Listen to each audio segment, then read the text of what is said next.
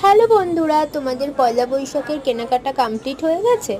আমিও কিনতে চলে গেছিলাম মায়ের সাথে আমাদের বাড়ির একদমই সামনে বাজার কলকাতাতে। সেরকম যে খুব বেশি কিছু কিনেছি সেরকমটা না। আর এই যে শপিংটা সাধারণত আগের বছর থেকে আমি বাড়িতে সবার জন্য কিনে দিই, আমার খুব ভালো লাগে। দুর্গাপুজোতে তো বাবা মা দেয়, আর এই যে পুরো শপিংয়ের দায়িত্বটা আমি নিয়েছি।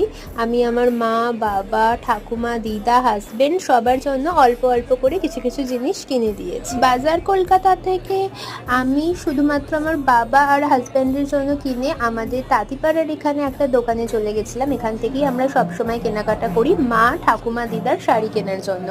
এটাই আমাদের পুরো অল টোটাল শপিং তোমাদের সাথে শেয়ার করলাম। এখানে কিন্তু আমার কিছু নেই, আমি আমার ড্রেসটা অনলাইনে অর্ডার দিয়েছি, তো সেটা যখন আসবে অবশ্যই তো তোমাদের সাথে পরে ভিডিও করব।